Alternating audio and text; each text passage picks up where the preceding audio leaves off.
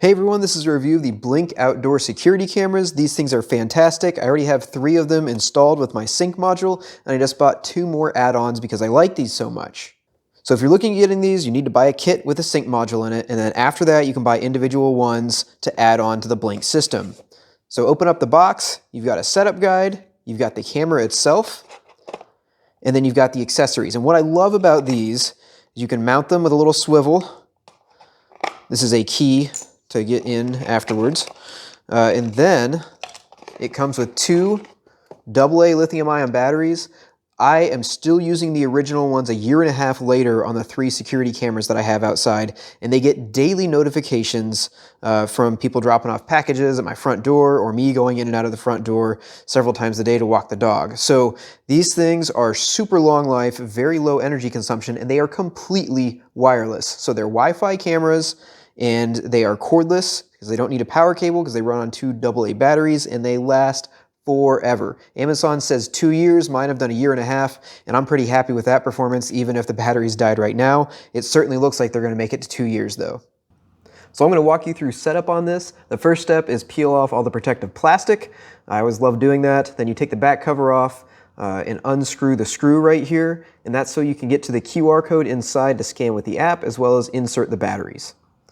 So put in the included lithium-ion batteries, and then take out your Blink app that you should have downloaded by now, add a camera, and then just take the camera and scan that QR code, and it sets it right up.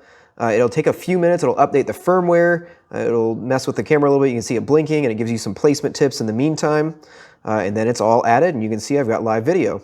There's also a gasket around this that keeps it weatherproof, so you don't have to worry about rain.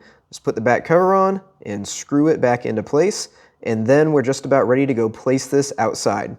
When you do go to mount it, they include a swivel that just clips right into place. It's a snap fit.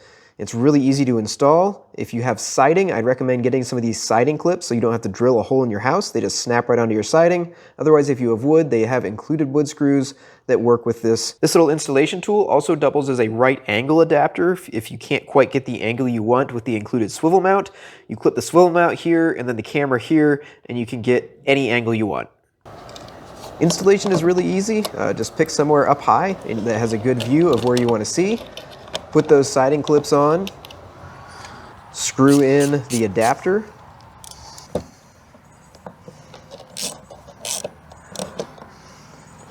All right, now that I've got it installed, the little base, it's just clipped on there. You got to screw in the screws after you put the siding clips on.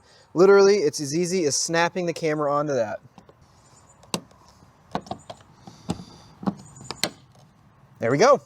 Now I can position this how I want to, and I'm going to pull up the app and then take a look at where I'm pointing. All right, and then I'm happy with that. We're all done. All it took was a screwdriver and a ladder. Picture quality on this camera is absolutely awesome. The sound quality is decent. You've got two-way talk capability too, so you can stay inside and talk to someone through the camera outside. You can also do high definition video, which uses a lot more battery life. Standard definition video, which is what they project the 2-year battery life for, and low definition video, which saves a lot more on battery life. This thing also has infrared night vision, so you can see in the dark without any porch lights on.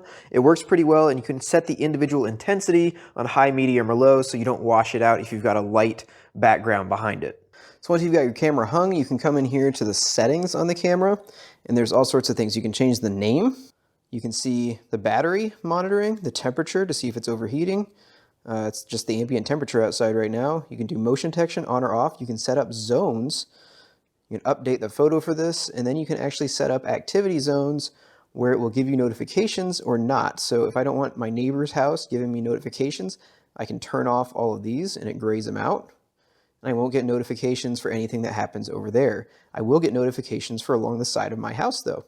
You can also do advanced, which gives you a much more granular control, and you can turn off more squares in this area.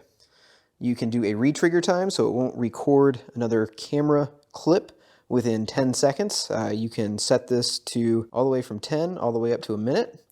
Sensitivity is just how little movement it takes to get it to start recording. Clip length can go anywhere from 5 seconds to 60 seconds.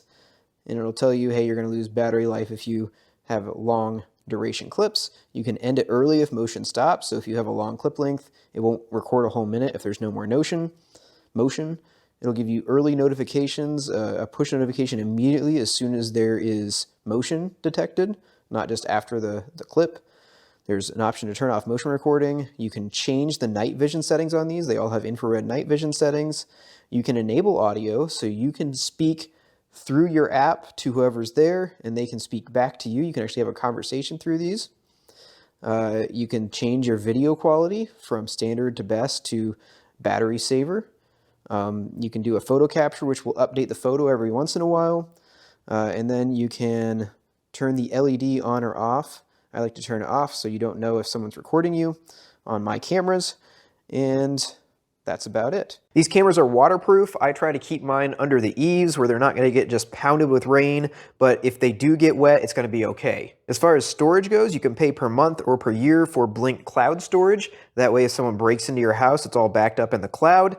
Or you can use your sync module and put a USB stick in there and record directly to that. So overall, I am super happy with this Blink outdoor system. I bought the 3 camera kit to start with, and I've added on 2 more cameras afterwards because I liked it so much.